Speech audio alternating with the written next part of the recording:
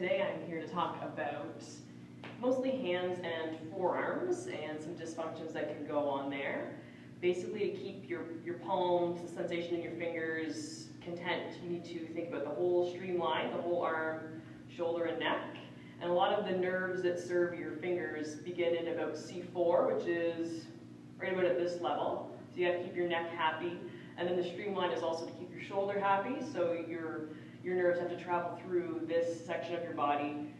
They cross down through the elbow and into your palm. So wrists, elbows, shoulders, and a little bit of neck. And muscles have a very continuous line as well. They're just a bit more segmented. The nerve just goes straight through.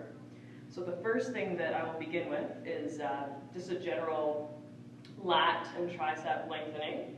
So you'll push your arms up, your fingers are interlaced, and you act like you're pushing the ceiling off your body. So I let my shoulders shrug up to box my ears in.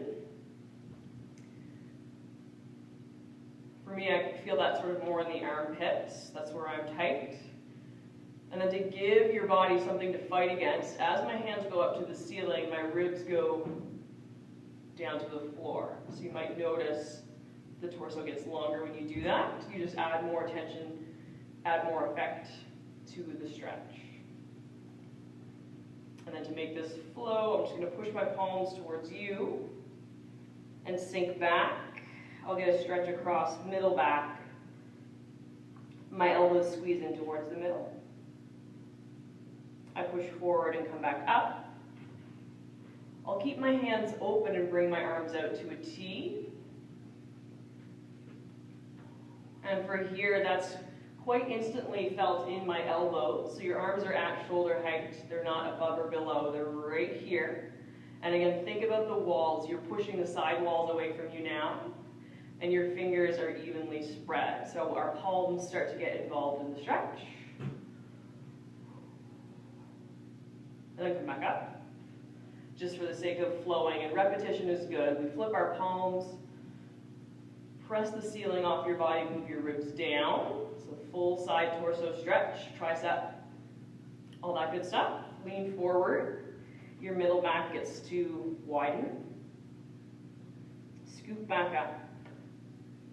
Lift your hands as high as they will go so the skin of your palms stretches. Keep wide hands. Fling the arms out to the T, so not above or beyond the shoulder height, just right here.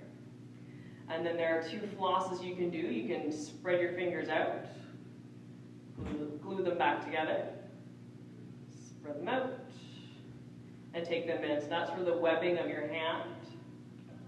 You'll feel that. Then keep the fingertips spread. You can also bring your wrists to neutral and then take them back up. That's more of a nerve floss. So carry on like that, flossing or neutral.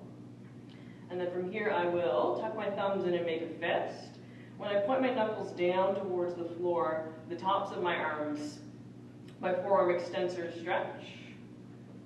The previous work was for forearm flexors, if that makes any difference to you.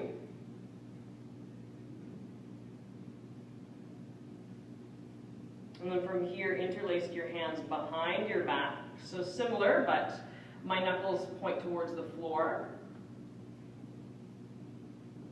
And this starts to get the shoulder joint line. Knuckles move down. I can take my hands away from my lower back. You can't quite see that, but that'll add tension to the stretch. And come back out. Fling the arms up. They might float. Tuck the thumbs, knuckles towards the floor. The floss version for this is to act like you're kind of pouring something out. So I spin my arm bones, and then I come back. So you're going to do a few rolls like that. Get a good elbow, creased elbow and forearm stretch. Shoot the knuckles down. Clasp your hands behind your back. And then really pull your knuckles to the floor and lift your chest. So that should get the arms moving. From there, simple neck stretch, because we want to involve that final piece. I'll just hold my arm, this will look familiar, and yank it down. So my left shoulder is down, I bend my head to the right. Without any kind of twist, I just chin up, So the front of my throat gets a stretch here.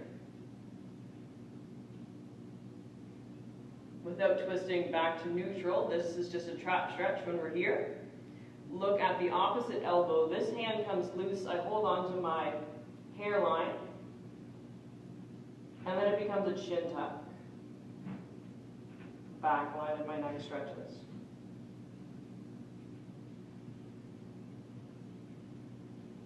Good. From here, excuse me, other side, tug the arm down. This is your traps. Just the plain side bend without any type of twist. Chin up. Back to neutral, plain old trap stretch. Loosen this hand, take hold of just the edge of your skull, your hairline, and take your chin towards your opposite armpit.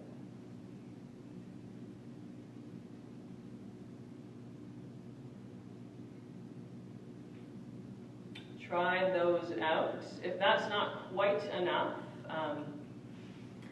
pretend that there's a wall here. You can actually do that same stretch one arm at a time with a wall. So my palm is on the wall, and my pinky goes down, and then to think about your neck, you bend away from the arm that you're stretching. So if you don't quite get this freestyle without a wall, try to pressurize your palm and move your body away from the stretch. I hope that helps.